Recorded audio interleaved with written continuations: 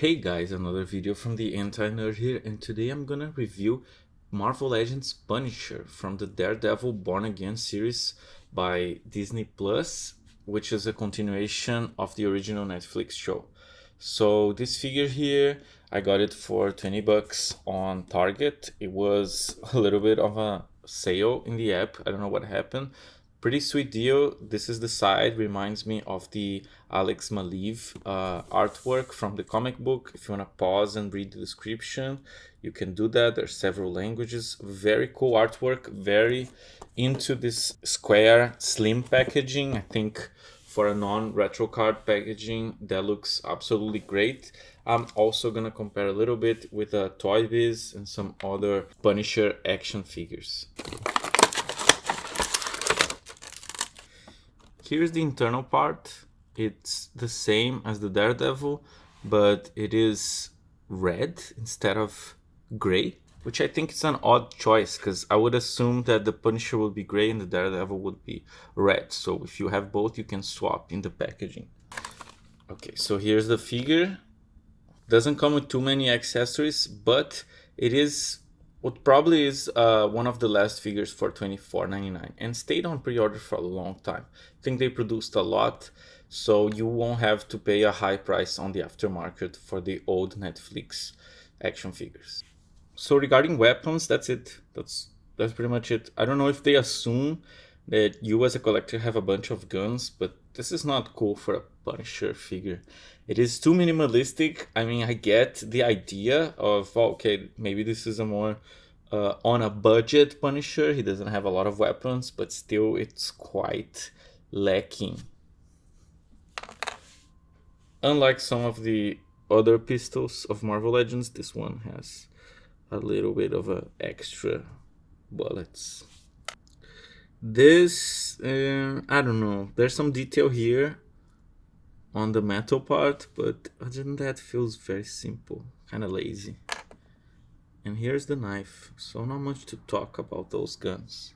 And the material here in the knife, it's quite cheap. Okay, so here's the figure. Let's take a look at the aesthetics of the figure. I saw a lot of people complaining about his face, that he looks sad.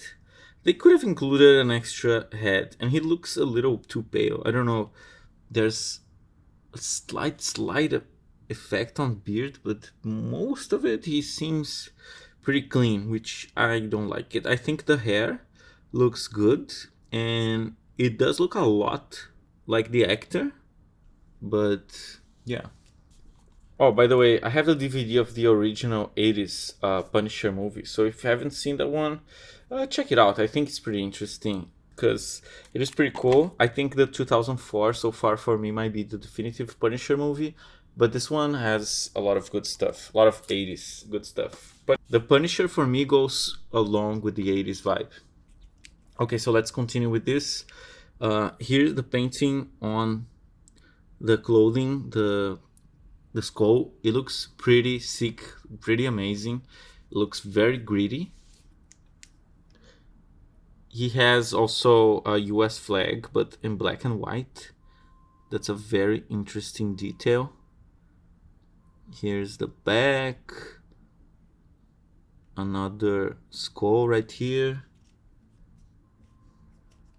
He has some extra bullets here. Has protection for his knees. Oh, his shoes are very good, very interesting. Very well done. Look at the sculpt on the shoes, on the shoelaces. So there's a lot of details here. I would say might even more details than the Daredevil figure.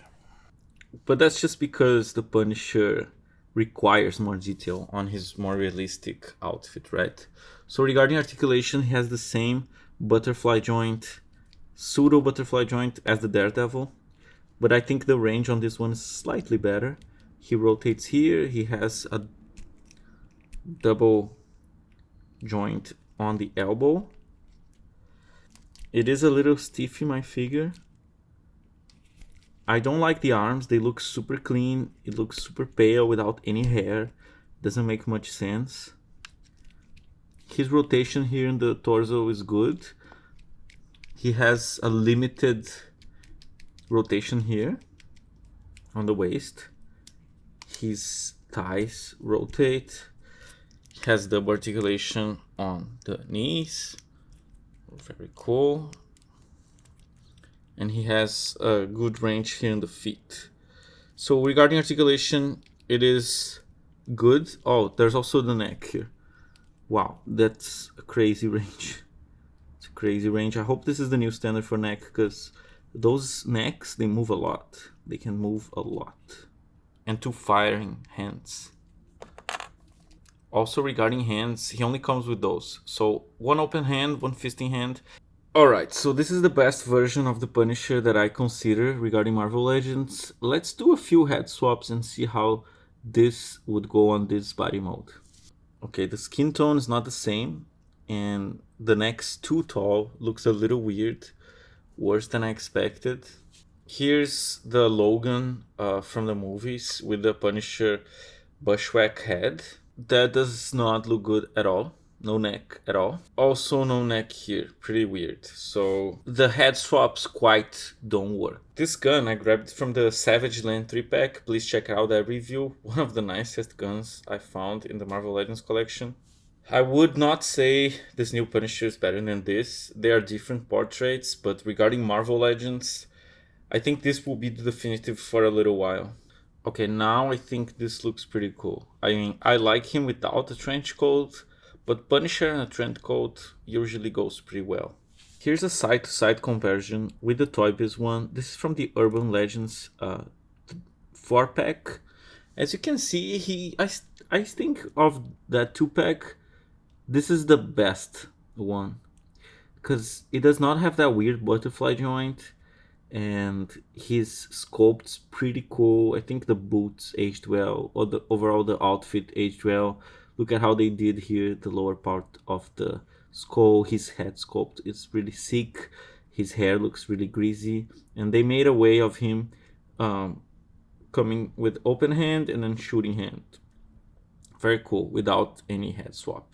And double joints here and double joints here as well. So this is a 20-year-old figure and it looks still good. Okay, that's another Wolverine Hugh Jackman body. Let's see if the new head fits. Still too short on the neck, but a little better than the previous one.